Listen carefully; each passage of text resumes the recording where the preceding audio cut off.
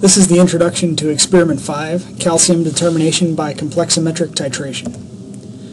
First, I want to show you a picture I took of the hood at the end of this week. This is actually after the Wednesday lab. The solid chemical waste container is supposed to contain the solid chemical waste. It should not be left spilled all over the hood like this.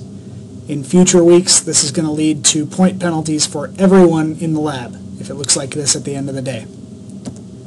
Alright, back to Experiment 5. Your goal is to determine the concentration of calcium in an unknown liquid sample. This concentration is going to be expressed in parts per million of calcium carbonate, which is a standard unit for expressing water hardness. The method you're going to use is a complexometric titration, in which a molecule, EDTA, forms a complex with your analyte, which is the calcium ion. This is a 1-to-1 mole ratio. The indicator that you're going to use is a molecule called calmagite, and when it's complex to calcium or magnesium in solution at around pH 10, you get a wine red color. When it's free in solution, meaning there's no more calcium for it to complex to, you get a blue color. Your unknown is going to be provided as a liquid instead of a solid this week. You're going to have a 500 milliliter volumetric flask with a little bit of liquid in it. You're going to make it up to the mark with DI water, and that is your unknown. You're going to determine the concentration of calcium in the flask after you do that dilution.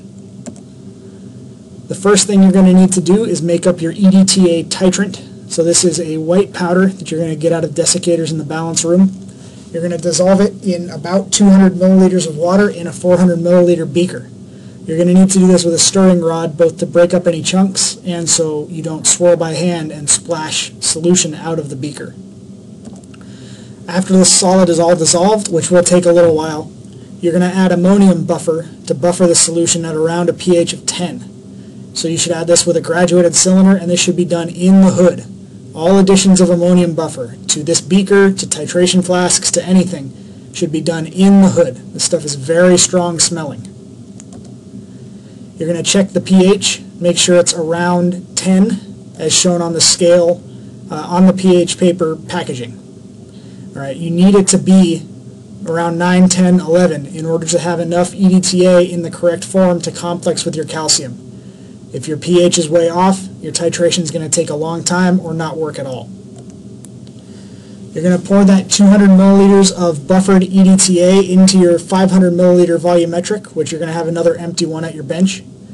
And then you're going to wash off any EDTA residue off the stir rod, off the beaker, and you're going to pour that rinse into the 500 ml volumetric. You want to do this a few times to make sure you don't leave any EDTA in the beaker. You want it all to go into the volumetric flask. You want to check the pH after each rinse to make sure that it's not changing too much from 10. If it changes, add more buffer. You want to make sure that it's buffered at the correct pH. Once this EDTA solution is made up to the mark, you want to pour it out into a 1 liter beaker or something else that'll hold it, and you're going to wash out the flask and reuse it to make the next standard, which is your calcium chloride standard. So in that case, you're going to weigh out calcium carbonate, which will be in your weigh bottle that you left at the end of lab this week, and you're going to put that into your volumetric flask with a little bit of hydrochloric acid and water. That's going to make the calcium carbonate soluble so that it will dissolve. Then you'll make it up to the mark. This is your primary standard. You're going to pipette 50 milliliters of that primary standard into a titration flask. You're going to add your indicator, and it's going to look like this, which is the wine red color that you were told to look for. This is what your titration flask will look like before any titration. So this is, again, the calmagite indicator, the buffer, and the calcium chloride standard in this flask. As you start the titration, adding EDTA with your burette, you're going to start creating free indicator, which remember has a blue color. So some of the indicator will be complexed and red, the rest of it will be free and blue. The combination gives you purple. So it will pass through this color on its way to the endpoint, which is only blue left. So this can be a tricky endpoint to see. What you're looking for is not the formation of blue from a colorless solution.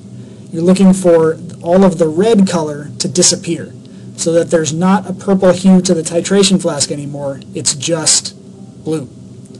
Again, Difficult to see, so go slow, do lots of swirling, and again, make sure that your pH stays at 10, or you'll get sluggish behavior here, and the endpoint will be even more difficult to see. An unfortunate aspect of this endpoint is that if you miss it, the color doesn't change. The indicator is free in solution. Adding more EDTA doesn't help that. So it won't get more blue, it won't get any other color, it'll just look exactly the same.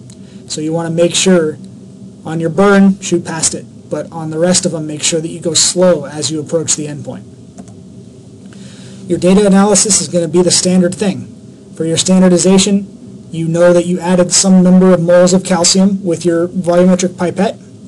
Those are in the titration flask, and at the equivalence point, you want to find the number of moles of EDTA that you delivered, and you'll have a known volume so that then you can find the molarity of your titrant. When you do your unknown determination, it's just the other thing, which is you calculate how many moles you added with your burette when you get to the equivalence point.